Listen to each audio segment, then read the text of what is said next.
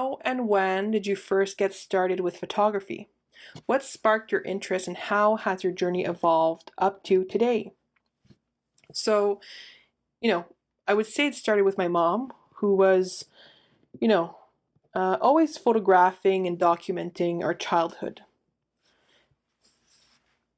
Early 2000s, as a child, I began playing with disposable cameras. Waiting for the photos to develop, that element of anticipation and an upcoming surprise, are sentiments that are lost in today's digital photography. We have cell phones, we can take selfies and photographs of pretty much anything on the spot and review them on the spot.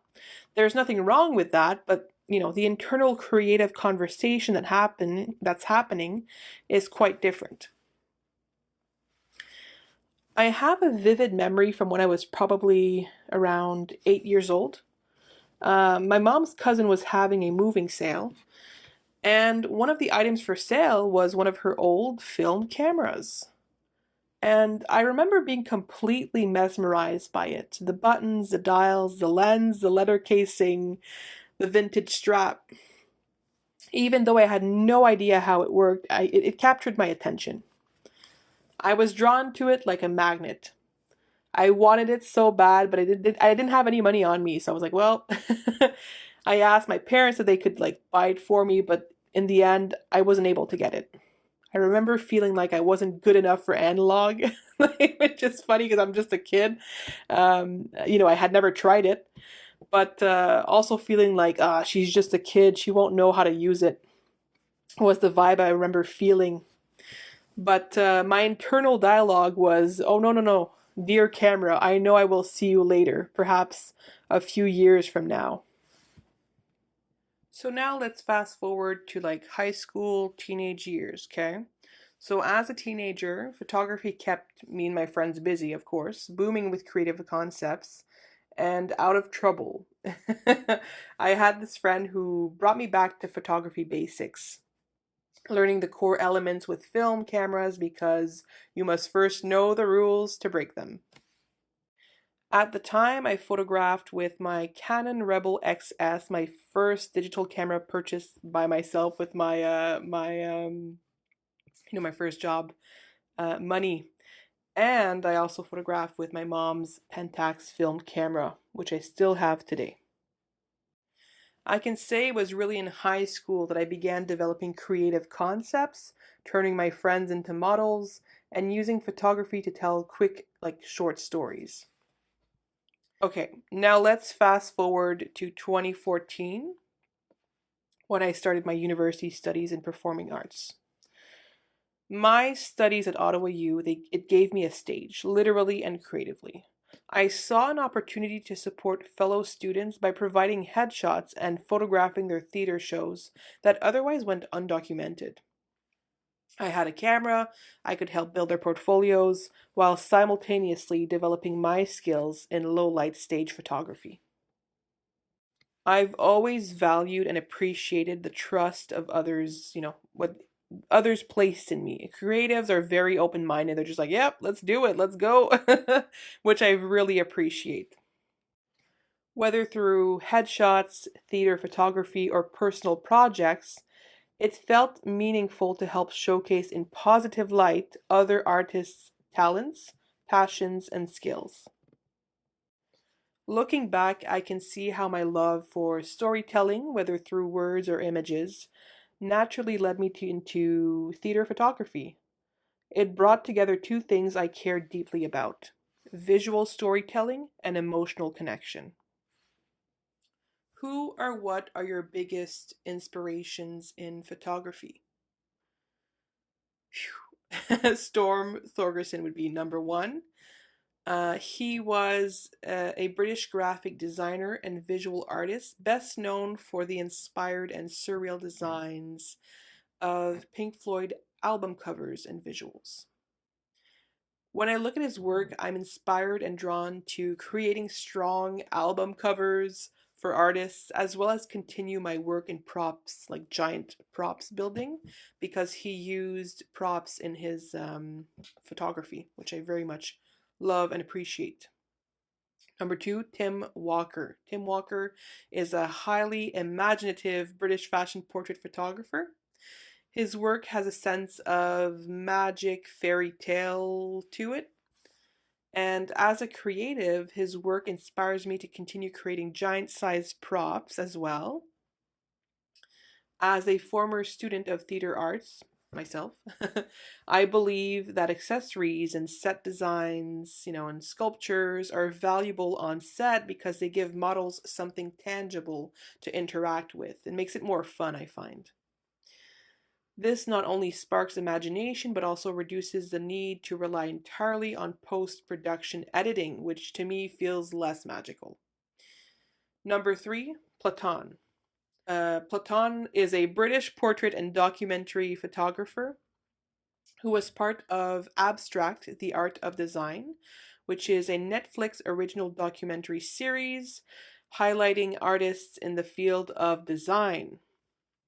I love his approach to photography. He photographs the soul, you know? I appreciate his work because it feels authentic and honest, and he really gets up close with his subjects. He is an excellent storyteller because he focuses on people, placing them, who they are, and what they do at the center of his work. And personally, I still just always loved a clear and grainy black and white portrait.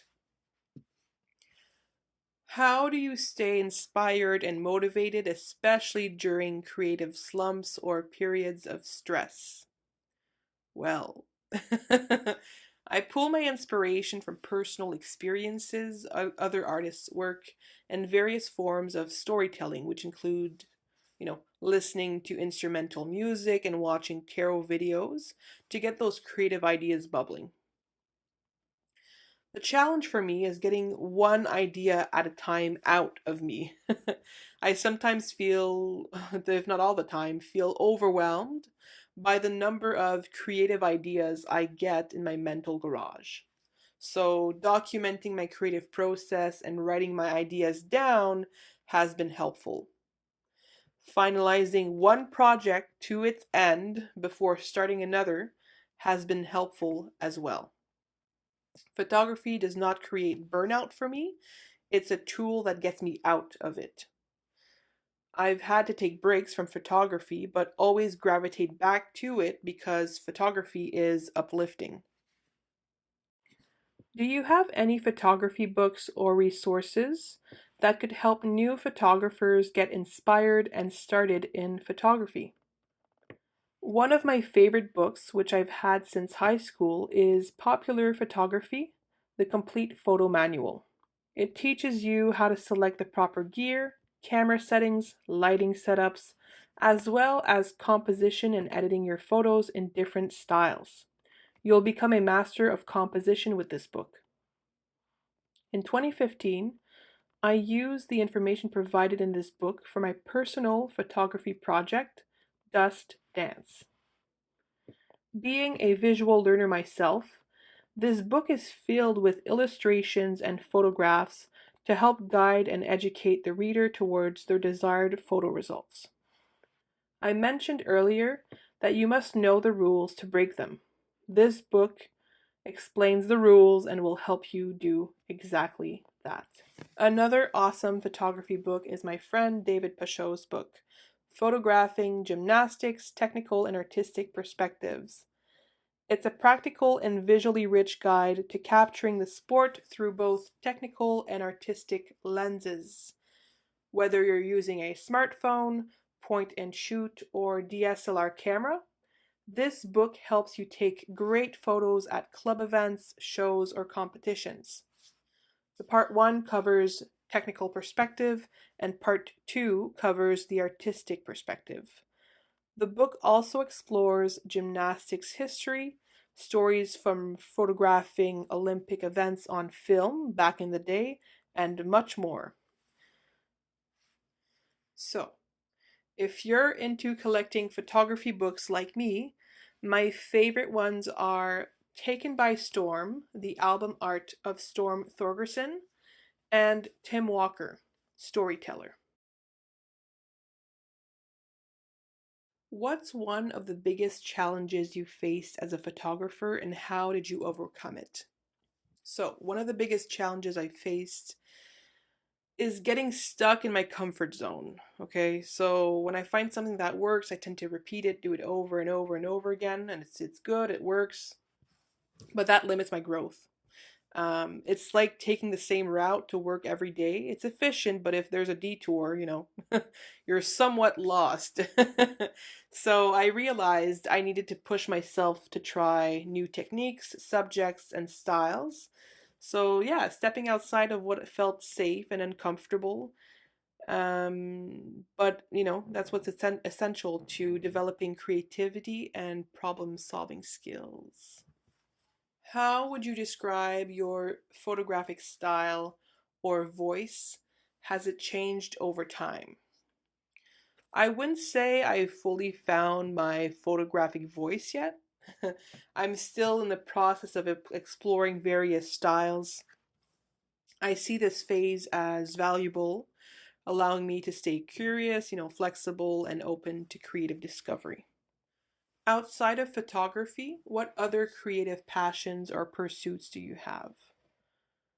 Oof, that's a good question. So outside of photography, I'm passionate about creative communication and writing short stories, doing automatic writing, creative automatic writing for various characters.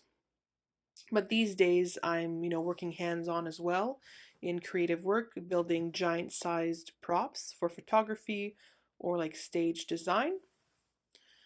I enjoy making videos and videos, audios, as well as doing translations, French and English.